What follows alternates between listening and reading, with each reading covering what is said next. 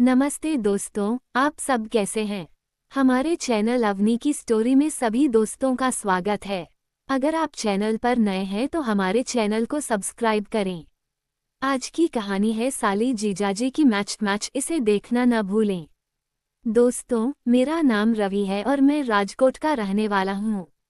और यह बात तब की है जब मैं अपनी साली को परीक्षा दिलाने के लिए अपने साथ लेकर गया था। और हाँ, पहले मैं आपको अपने ससुराल वालों के बारे में थोड़ा बता देता हूँ। मेरे ससुर नौकरी करते हैं और उनकी 2 बेटियां हैं, जिनमें से एक मेरी पत्नी है और दूसरी मेरी साली। मेरी पत्नी का कोई भाई नहीं था, केवल 2 बहनें थीं। और हमारी शादी को लगभग 2 साल हो गए थे। मेरी साली, हेतल, मेरी पत्नी से सिर्फ 3 साल छोटी थी और उसकी अभी शादी नहीं हुई थी, क्योंकि उसे लाइफ में आगे बढ़ना था, इसलिए अभी देर थी। मेरी साली हेतल अक्षमी परीक्षा की तैयारी कर रही थी।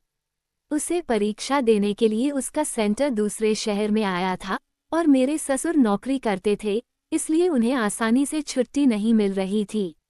मेरे ससुर ने मुझे फ़ोन किया और कहा कि रवि, हेतल की परीक्षा है, इसलिए तुम्हें उसके साथ जाना होगा। मैंने तुम्हारी और हेतल की बस की टिकट बुकिंग करवा दी है। मेरे ससुर ने मुझे कब जाना है, उसका समय और तारीख बता दी। इसलिए मैंने भी नौकरी से कुछ दिनों की छुट्टी ले ली थी। फिर, जिस शाम मुझे अपनी साली को लेकर निकलना था, तब मेरे ससुर और मेरी पत्नी हमें बस स्टेशन पर छोड़ने आए। थोड़ी देर में हमारी बस भी आ गई और मैं और मेरी साली हेतल हम अपनी बस में बैठ गए। थोड़ी देर में बस चलने लगी और मैं और हेतल आराम से सो गए। मेरी साली को परीक्षा के तनाव के कारण नींद नहीं आ रही थी, लेकिन मुझे तो नींद आ गई थी। थोड़ी देर बाद मेरी भी नींद खुल गई और मैंने देखा कि हेतल मेरी तरफ मुंह करके सो रही थी। उसकी पीठ मुझे थोड़ी थोड़ी दिख रही थी। फिर मैंने जानबूझकर सोने का नाटक किया और नींद में ही मेरा हाथ उसे छू गया। हेतल तो जाग रही थी, लेकिन वो कुछ बोली नहीं। और मेरी हिम्मत थोड़ी और बढ़ गई और धीरे धीरे मैंने अपना पैर भी उसके ऊपर रख दिया, लेकिन वो कुछ नहीं बोली। और उसे भी मजा आ रहा था, इसलिए ठंड के कारण मैंने उसे अपनी तरफ खींच लिया। मेरी साली तो यही सोच रही थी कि मैं सो गया हूँ और मुझे कुछ पता नहीं है और यह सब नींद में हो रहा है, इसलिए वह मेरे हाथ फेरने लगी थी। थोड़ी देर बाद मुझे लगा कि अब मैं ठीक हूँ, इसलिए मैंने अचानक अपनी आंखें खोली तो हेतल ने तुरंत अपना हाथ हटा लिया। तो मैंने कहा, हेतल, क्या हुआ? हाथ क्यों हटा लिया? तो हेतल बोली, जीजू, ये तो बहुत बड़ा और मोटा बैट है। इसलिए मैंने उसे समझाया कि हेतल, जो मोटा और बड़ा होता है, उसमें ज़्यादा मजा आता है। तो वह बोली, जीजू, तो दीदी को मैच खेलने में बहुत मजा आता होगा। इसलिए मैंने कहा, हेतल, उसे तो बहुत मजा आता है, लेकिन अब ये सिर्फ तुम्हारी दीदी का बैट नहीं है। अब ये तुम्हारी दीदी और तुम्हारा दोनों का है। अब से तुम भी इससे खेल सकती हो। तब वो खेली और फिर मुझे भी मजा करवाती है। हेतल भी बहुत खुश हो जाती है और बैट को सहलाने लगती है और मुझे भी मजा आने लगा। फिर हेतल ने मुझसे पूछा कि जीजू, क्या मैं इसे हाथ फेर सकती हूँ? मैंने कहा, हाँ हाँ हेतल, फेर सकती हो। हाँ, जब तुझे मजा आए वैसे कर सकती है। और उसने चलती बस में हमारे सोफे के बगल का दरवाज़ा बंद करके मस्ती करना शुरू कर दिया। थोड़ी देर तक ये सब चलता रहा, तभी बस एक होटल पर नाश्ता पानी के लिए रुकती है। हम दोनों बस से उतरे और नाश्ता करके फ्रेश हो गए। वापस बस में आकर सो गए और मुझे तो नींद आ नहीं रही थी। हेतल को भी अभी तक नींद नहीं आ रही थी और वह नींद में मेरे साथ खेल खेल रही थी और मैं नींद में था। बस थोड़ी आगे चली तो वह मेरा हेलमेट निकाल रही थी। इसलिए मैंने उससे पूछा कि हेतल, अभी भी तुम्हें नींद नहीं आ रही है और क्या कर रही हो? तो हेतल बोली, जीजू, अभी आपने मुझे ढंग से बैटिंग कहाँ करने दी है, तो मुझे नींद कैसे आएगी? फिर मैंने उसे समझाया कि हेतल, सुबह तक रुक जा, फिर हम होटल में जाएंगे, आराम से मैच खेलेंगे। और अगले दिन सुबह वह परीक्षा देने गई। मैंने हम दोनों के लिए एक अच्छा होटल बुक करवा दिया था।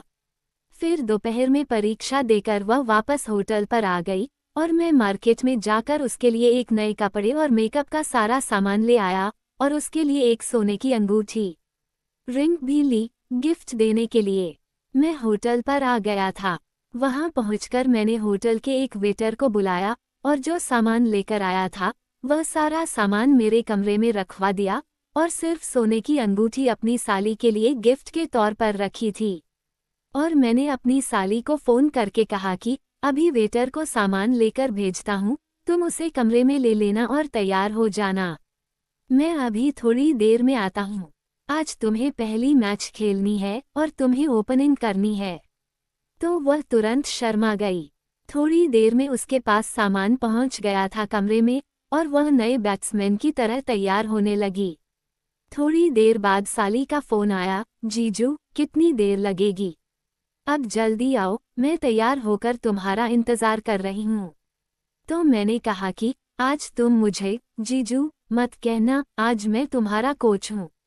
तो उसने तुरंत पत्नी के अंदाज में कहा, अरे सुन रहे हो, मुझे तुम्हारी बहुत याद आ रही है। तुम कहाँ रुक गए? अब जल्दी आ जाओ। दोस्तों, उसके इस अंदाज में मुझे बुलाने से बहुत खुशी हो रही थी। मैंने कहा, बस थोड़ी देर में आया मेरी रानी, बस 5 मिनट रुको, तुम्हारे पास आ जाऊंगा। मैं मार्केट में पीने का सामान लेने गया था, आया हूँ। तुम्हें पीना है तो तुम्हारे लिए भी ले आता हूँ। वह तुरंत बोली, आज तो मैं आपकी पत्नी हूँ, आपको मुझे जो भी पिलाना हो वह पिला देना। मैं सब कुछ खुशी से पी लूंगी मेरे राजा, पर बस अब जल्दी मेरे पास आ जाओ, मुझसे रहा नहीं जा रहा है। और एक नाजुक नमनी खूबसूरत मेरी राह देख रही थी। बस अब देर किए बिना जल्दी से आ जाओ। अपनी साली की यह बात सुनकर मैं बहुत खुश हो गया और फिर उसने मुझे जो कहा कि आज मुझे जो पिलाओगे वह पिलाना और मैं मना नहीं करूँगी, मुझे लगा कि वह मलाई भी पीना चाहती होगी। पर मैं सब कुछ लेकर होटल की तरफ गया और कमरे का दरवाज़ा खोला तो कमरा बहुत अच्छे से सजाया हुआ था और वह खुद भी एक नई बैट्समैन नाजुक सी हेलमेट ओढ़कर घूंघट कंबल ओढ़कर बैठी थी, मेरी राह देख रही थी। जैसे मेरी लाइफ की पहली मैच हो और मेरी प्लेयर मेरा इंतज़ार कर रही हो।